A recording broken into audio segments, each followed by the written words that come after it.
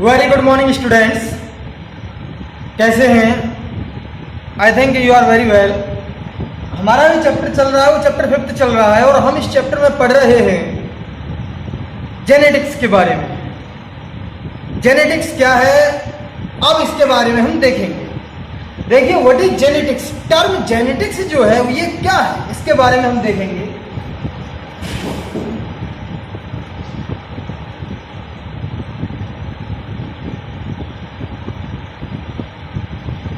Genetics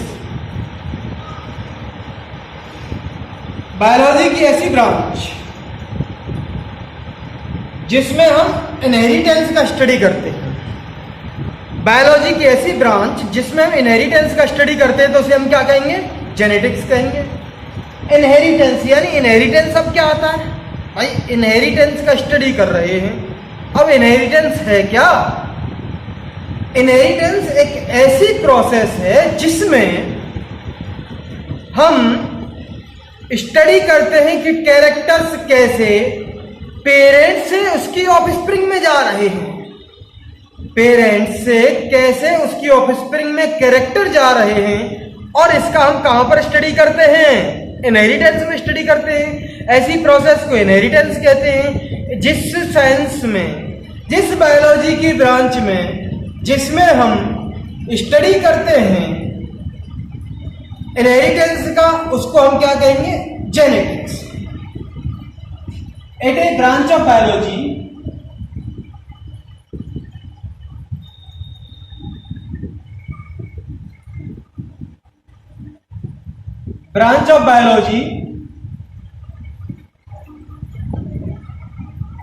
in which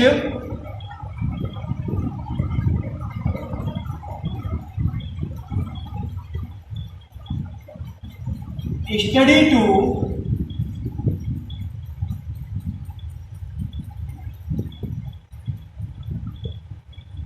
inheritance. ऐसी biology की branch जिसमें हम इनहेरिटेंस का स्टडी करते हैं उसे हम क्या कहेंगे? जेनेटिक्स। अब ये बात आती है, इनहेरिटेंस क्या है?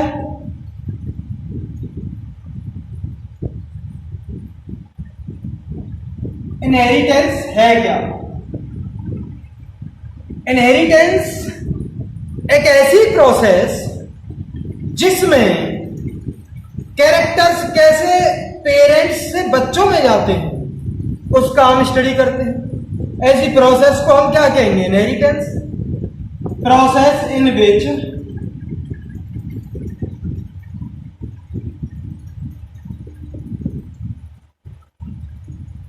Characters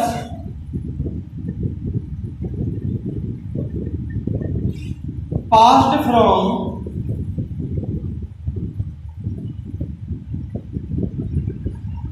parents to progeny। ऐसी प्रोसेस जिसमें कैरेक्टर्स पेरेंट्स से, मम्मी पापा से बच्चों में पास जो होते हैं, ट्रांसफर जो होते हैं, उस प्रोसेस को हम क्या कहेंगे? इनहेरिटेंस कहेंगे। बिल्कुल समझ में आ गया? जेनेटिक्स बायोलॉजी की ऐसी ब्रांच जिसमें हम इनहेरिटेंस का स्टडी करते हैं। इनहेरिटेंस एक ऐसी प्रोसेस जिसमें कैरेक्टर्स पेरेंट्स से बच्चों में जाते हैं, उसको प्रोसेस को हम क्या कहते हैं? इनहेरिटेंस। बिल्कुल क्लियर हो गया होगा मेरे ख्याल से। अब हम देखते हैं वेरिएशन क्या होता है। नेक्स्ट टर्म है इसका वेरिएशन।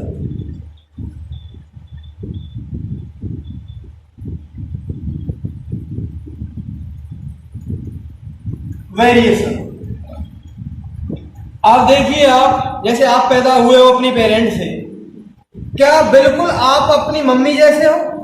बिल्कुल एग्जैक्ट कॉपी की बात कर रहा हूं मैं। क्या बिल्कुल आप अपनी मदर जैसे हो? बिल्कुल नहीं। आपके अंदर कुछ गुण आपके फादर जैसे भी होंगे। क्या अगर अब यही क्वेश्चन दूसरे तरीके से पूछें कि क्या आप बिल्कुल अपने फादर जैसे हो? नहीं, आप एग्जैक्ट कॉपी बिल्कुल अपने फादर जैसे नहीं हो, क्योंकि आपके अंदर कुछ गुण, कुछ कैरेक्टर्स आपकी मदर के भी होंगे। तो जो चेंजेस आ जाते हैं पेरेंट्स से बच्चों में, जो चेंजेस आ जाते हैं, इन्हीं को हम क्या कहते हैं? वेरिएशन। वेरिएशन ऐसी डिग्री है, वो चेंजेस का अंतर है जिसमें पेरेंट्स से बच्चों में जो चेंजेस आ जाते हैं उस डिग्री को हम क्या कहेंगे? उस छोटे से अंतर को हम क्या कहेंगे? वेरिएशंस। तो हम लिख सकते हैं वेरिएशंस में डिग्री बाय विच, डिग्री जिसमें प्रोजेनी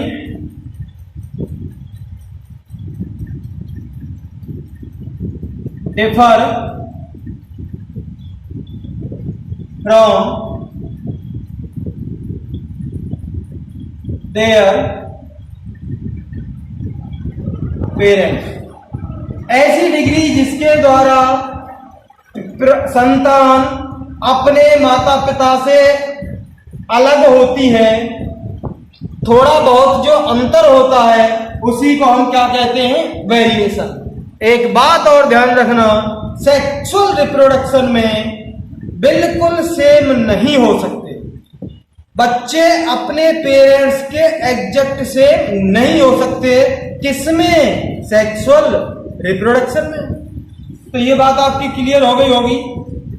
तो अब ये जो जेनेटिक्स है, इनहेरिटेंस है, वेरिएशंस हैं, इनके बारे में सबसे पहले एक साइंटिस्ट ने स्टडी किया था।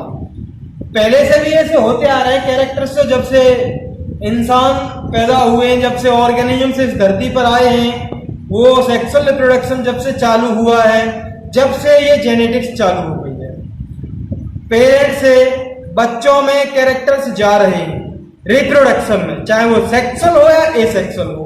लेकिन एसेक्सुअल रिप्रोडक्शन में वेरिएशंस नहीं आते। इसलिए हम क्या कहते हैं? बिल्कुल जो बच्चे होते हैं वो अपने पेरेंट्स की बिल्कुल एग्जैक्ट कॉपी होता है एसेक्सुअल रिप्रोडक्शन में। सबसे पहले बता दिया, जिसको मैंने क्लोन नाम दिया था फर्स्ट चैप्टर में। अब यहां पर जो बात आती है सेक्सुअल रिप्रोडक्शन में जो चेंजेज आ जाते हैं उनको हम क्या कहते हैं? वेरिएशंस। अच्छा, जेनेटिक्स के बारे में सबसे पहले एक साइंटिस्ट ने बताया, और इसने साइंटिस्ट नहीं था पहले, वो एक हमारे यहाँ पे मंदिरों में जो पुजारी होता है, ऐसे ही वहां गिरजाघर जो चर्च होते हैं उनमें पादरी होते हैं, फादर होते हैं, वहां पे स्टडी किया था ग्रेगर जॉन मेंडल ने। जेनेटिक्स को सबसे पहले साइंटिफिकली रूप से जो स्टडी किया है वो किसने किया है? ग्रेगर जॉन मेंडल ने। ठीक है, अब देखिए यहां पर जो आप आगे की जो कहानी होगी वो ये होगी। जेनेटिक्स को सबसे पहले किसने स्टडी किया? ग्रेगर जॉन मेंडल ने।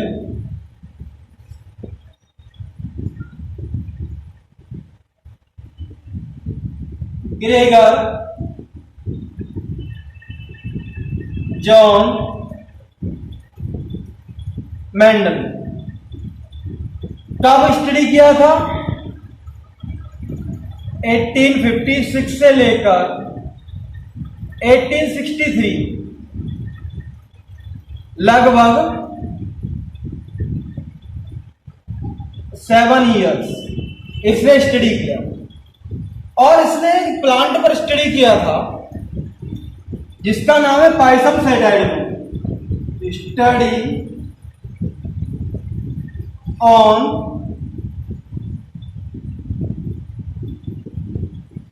प्लांट्स, क्या नाम है उसका? पाइसम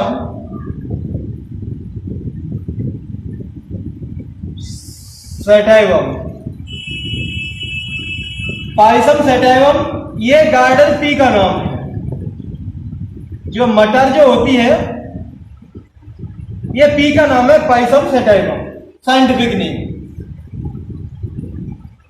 अब स्टडी ऑन प्लांट, प्लांट पे स्टडी किया। किसने किया था? ग्रेगर जॉन मेंडल ने किया था, ग्रेगर जॉन मेंडल। इसलिए इसको फादर ऑफ जेनेटिक्स कहा गया, क्योंकि सबसे पहले जो जेनेटिक्स का स्टडी किया है वो किसने किया है? ग्रेगर जॉन मेंडल ने किया है जेनेटिक्स का। तो उससे पहले जेनेटिक्स को कोई जानता ही नहीं था कि क्या है, तो हम इसे क्या कहेंगे? Father of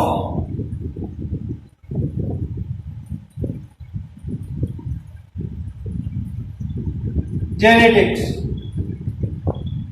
father of genetics कौन है? Gregor John Mendel.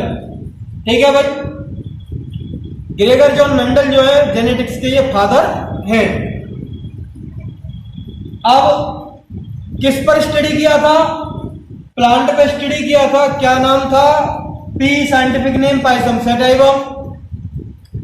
कितने साल स्टडी किया? 7 साल स्टडी किया। कब स्टडी किया? 1856 से लेकर 1863 तक इन्होंने स्टडी किया। अब एक क्वेश्चन ये आ जाता है, ये मेंडल क्या मेंटल था कि इसको मटर ही मिली, कोई और ले लेता? इसने मटर को क्यों लिया? कुत्ते को क्यों नहीं लिया? बिल्ली को क्यों नहीं लिया? नीम बबूल इनके पेड़ को क्यों नहीं लिया? ये भी तो क्वेश्चन आता है। तो इसने पाइसम सैटाइवम को क्यों लिया? Why choose Mendel to Pisum sativum? मटर को इसने क्यों लिया? अब उसके ये देखते हैं भाई, ये देखिए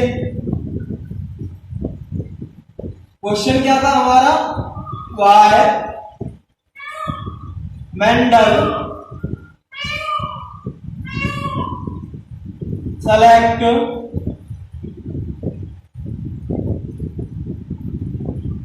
पाइसम, या पी कर दो आप, पी को क्यों सेलेक्ट किया? पहली बात, ये प्लांट एनुअल था। हम इसकी जनरेशंस को हर साल स्टडी कर सकते हैं। पता चला नीम का पेड़ ले लिया, पूरी जिंदगी निकल गई एक ही प्लांट को स्टडी करने में। तो ये प्लांट, पहला जो पॉइंट आएगा वो क्या आएगा? ये प्लांट जो है वो कैसा था? एनुअल था।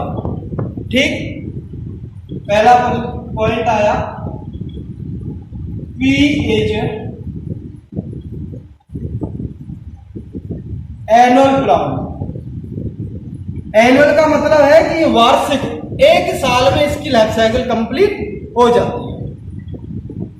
ठीक, अब देखिए दूसरा पॉइंट क्या होता है कि ये जो पी जो है ये बाइसेक्सुअल प्लांट है, यानी कि एक ही फ्लावर में मेल सेक्स ऑर्गन्स और फीमेल सेक्स ऑर्गन्स बोले तो स्टेमन्स एंड पिस्टिल एक ही फ्लावर में होते हैं, अलग अलग फ्लावर में नहीं होते। तो ये जो है प्लांट, ये इसका जो फ्लावर है वो कौन सा है? बाइसेक्सुअल फ्लावर है। P H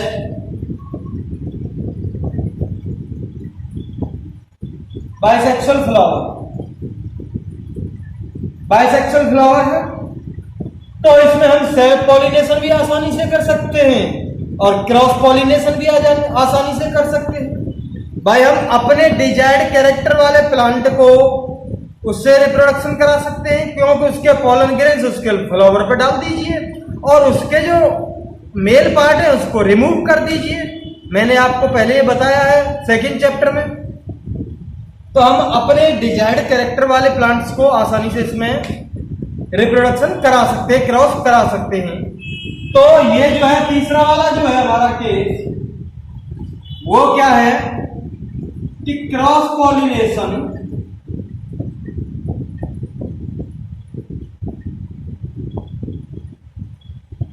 and self pollination easily done, आसानी से इनको कर सकते हैं। क्रॉस पॉलिनेशन को भी और सेल्फ पॉलिनेशन को भी आसानी से इसमें कर सकते हैं।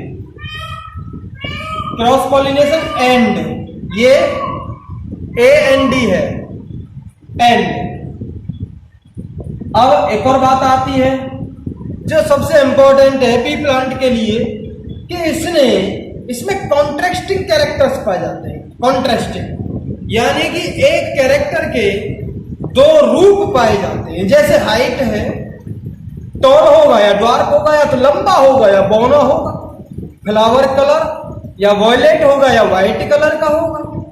पॉड शेप, फली जो है या तो इन्फ्लेटेड होगी, फूली हुई, या कॉन्स्ट्रिक्टेड, पिचकी हुई। तो ये जो है कॉन्ट्रास्टिंग फीचर्स इसमें पाए जाते हैं। इसलिए इस प्लांट को इसने सेलेक्ट किया कि हम हर जनरेशन में स्टडी कर सकें कि किसमें कौन सा फीचर गया है, किसमें कौन सा फीचर नहीं गया है। ठीक है, P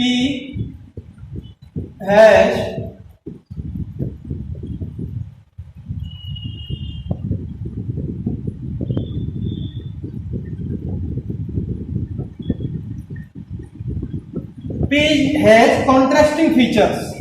कॉन्ट्रास्टिंग फीचर्स ही पाए जाते हैं, यानी कि एक कैरेक्टर के रूप पाए जाते हैं। जैसे मैंने बताया हाइट है, उसके दो रूप हो गए, टॉल और ड्वार्फ। अब ये कॉन्ट्रास्टिंग फीचर्स कौन कौन से हैं ये देख लेते हैं। 7 हमारे कॉन्ट्रास्टिंग कैरेक्टर्स फीचर्स के बारे में देखेंगे। आपके जो एनसीईआरटी में लगभग पेज नंबर 71 पर एक टेबल दे रखी है साइड में, आप उसको नोट डाउन कर लें। वैसे मैं भी उसको हल्का सा यहाँ पे आपको आइडिया बता देता हूं। देखिए, कॉन्ट्रास्टिंग फीचर्स के बारे में देख लेते हैं। जैसे यहाँ पे कैरेक्टर्स लिखेंगे, टेबल बना लीजिए आप। चलो टेबल बना ही लेते हैं कॉन्ट्रास्टिंग फीचर्स की।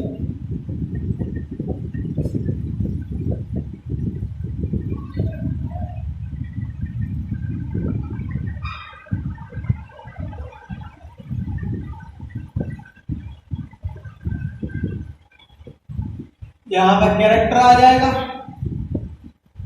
क्या कैरेक्टर है, यहां पर ट्रेट आ जाएंगे। ओके, उसके लक्षण क्या क्या है, कॉन्ट्रास्टिंग जो ट्रेट्स हैं या कॉन्ट्रास्टिंग फीचर्स हैं वो आ जाएंगे।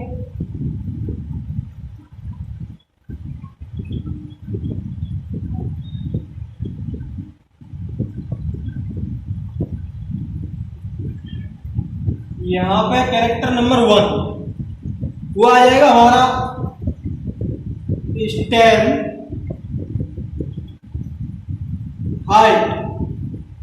स्टेम की हाइट कैसी होगी भाई, टॉल होगी, या तो लंबा होगा या ड्वार्फ होगा। दूसरे वाला क्या होगा हमारा फ्लावर कलर।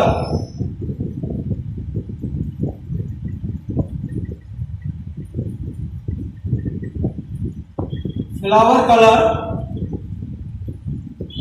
वॉयलेट होगा या फिर वाइट होगा, ये भी हो सकता है। और फ्लावर की पोजीशन आ जाएगी,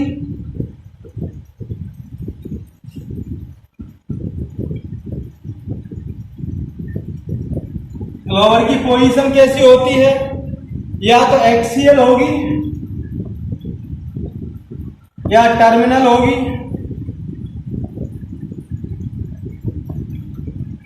ठीक, एक्सियल और टर्मिनल का क्या मतलब है, ये वॉयलेट है, VOILET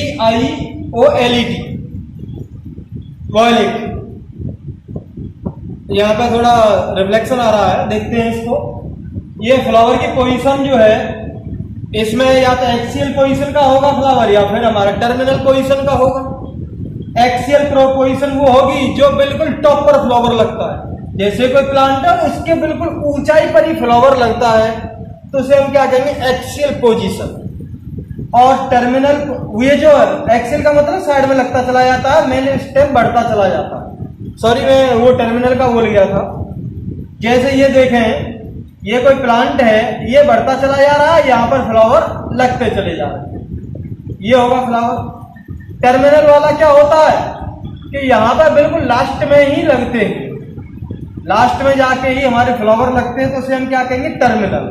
तो फ्लावर की पोजीशन दो हो जाएंगी, या तो एक्सियल, मेन स्टेम बढ़ता चला जाएगा, आसपास लगते चले जाएंगे, टर्मिनल बिल्कुल लास्ट वाले रीजन पर। ठीक है। अब हमारा जो फोर्थ वाला जो कैरेक्टर होगा वो पॉड शेप का होगा। पॉड जो शेप है, पॉड का मतलब होता है फली।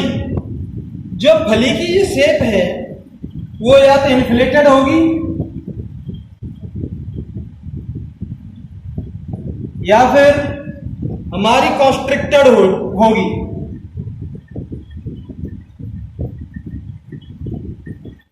इन्फ्लेटेड का मतलब या तो वो फूली हुई होगी, फली जो मटर की जो फली लगती हैं उसकी आकार, कैरेक्टर क्या होगा, फली का आकार, या तो वो फूली हुई या फिर वो पिचकी हुई, ऐसी हमारी फली होगी। अब नेक्स्ट आ जाएगा पॉड कलर। पॉड का जो कलर है वो कैसा होगा, या तो वो ग्रीन कलर की होगी या फिर या वो येलो कलर की होगी, हरे रंग की होगी या फिर वो पीले रंग की होगी। ठीक, ये वाली देखें। अब 6 वाली जो आ रही है वो सीड की आ जाती है। सीड से, सीड की शेप कैसी होगी, या तो वो सीड राउंडेड होगा, बिल्कुल फूला हुआ होगा, या फिर वो रिंकल्ड होगा, सिकुड़ा हुआ होगा। राउंड और रिंकल। अब आ जाता है सीड का कलर। सीड का कलर कैसा होगा, या तो वो येलो कलर का सीड होगा या वो ग्रीन कलर का सीड होगा। ये हमारे 7 कॉन्ट्रास्टिंग ट्रेट हैं, ये कैरेक्टर है, कैरेक्टर, और ये हमारे क्या हो गए, ट्रेट। कैरेक्टर का मतलब कोई गुण और ट्रेट का मतलब उस गुण के रूप। तो ये हमारे कुछ कैरेक्टर्स और ट्रेट हैं। ये किसके भाई, ये पी के हैं, जिसकी वजह से मेंडल ने पी प्लांट को, पाइसम सेटेबम को सेलेक्ट किया था। ठीक है, एक तो ये आता है। अब मेंडल की अप्रोच क्या थी, उसने किन किन चीजों का ध्यान रखा स्टडी करते वक्त। अप्रोच, मेंडल की अप्रोच देखते हैं।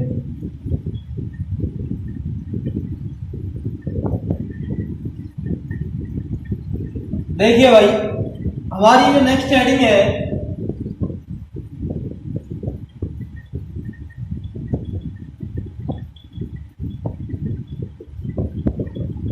मेंडल की अप्रोच क्या थी। मेंडल ने किन किन चीजों का ध्यान रखा था जब ये स्टडी कर रहा था। तो सबसे पहले जो है, इसने जो एक्सपेरिमेंट किए थे वो ग्राफिकली रूप से और मैथमेटिकली रूप से उनका पूरा डेटा रखा, आंकड़े रखे थे। मैथमेटिकली फॉर्मूला से भी इसने समझा, ग्राफिकली रूप से भी इसने इसके आंकड़े रखे थे। तो हम कह सकते हैं एक्सपेरिमेंट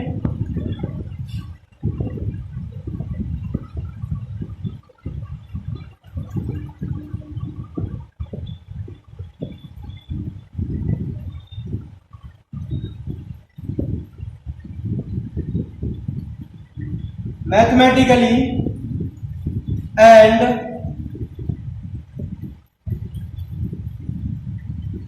ग्राफिकल, मैथमेटिकली और ग्राफिकली रूप से इसने एक्सपेरिमेंट किए थे। और जब ये एक्सपेरिमेंट कर रहा था, एक समय में एक कैरेक्टर को स्टडी किया, ऐसा नहीं ढेर सारे कैरेक्टर को स्टडी किया तो पता चला एक दूसरे के कैरेक्टर पता नहीं क्या किसका कॉपचों हो गई, कहते हैं ना, पता नहीं चल पाया कौन क्या करेगा, या किसका कैरेक्टर किस पे फोकस कर रहे थे, किस पे ध्यान चला गया। तो एक कैरेक्टर को इसने एक टाइम पर फोकस किया था।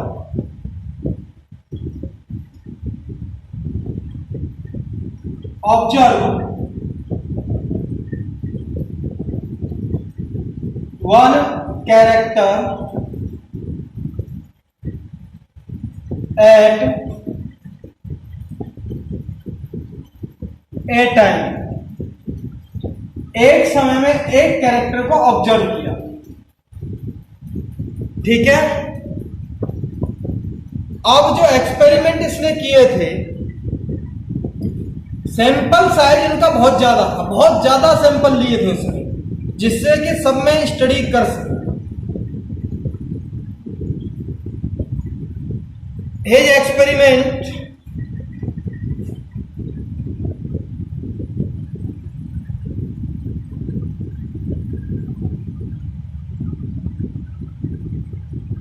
have large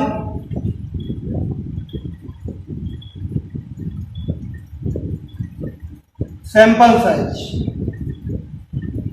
जो एक्सपेरिमेंट कर रहा था HAD हेड, ये HAD है, जब ये एक्सपेरिमेंट कर रहा था तो उसमें सैंपल बहुत ज्यादा लिए थे, यानी कि बहुत ज्यादा प्लांट्स को लिया था और उनका स्टडी किया था। तो हिज एक्सपेरिमेंट है लार्ज सैंपल्स। ये हमारे मेंडल के अप्रोच थी, जिसके बारे में जिनको ध्यान में रखकर इसने एक्सपेरिमेंट अपने किए थे। अब बात आती है मेंडल का रिजल्ट क्या रहा। मेंडल के रिजल्ट के बारे में भी हम बात करते हैं। मेंडल के रिजल्ट,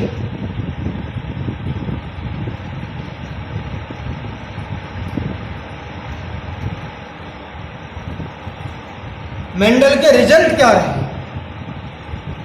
जितने कैरेक्टर लिए थे, ऑल कैरेक्टर्स, इसने देखा कि वो किसी न किसी के द्वारा कंट्रोल हो रहा है।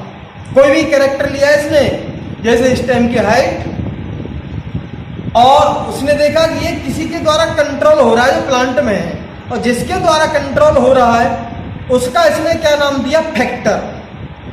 और इन्हीं फैक्टर्स को आज के टाइम पर जीन कहा जाता है। तो यहां पे लिख सकते हैं all characters are controlled by, all characters are controlled by, ये हमारा पहला वाला है,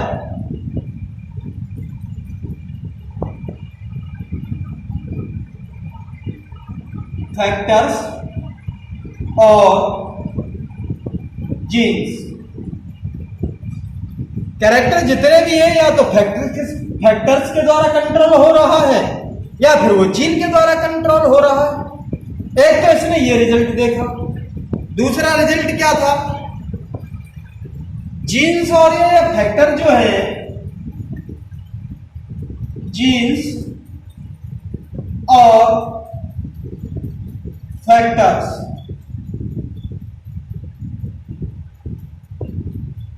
इनहेरिटेड। इनहेरिटेड का मतलब है वो एक जनरेशन से दूसरी जनरेशन में जाते हैं। Inherited characters from one generation to next generation.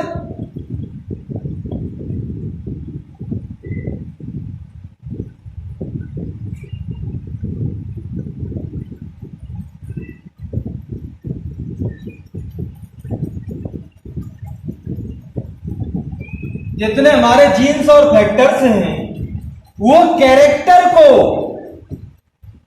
एक जनरेशन से अगली जनरेशन में ले जाते हैं, इनहेरिटेड करते हैं, ट्रांसफर करते हैं। ठीक है, एक ये बात भी देखी इसने। तीसरा वाला जो रिजल्ट था इसका, देयर is no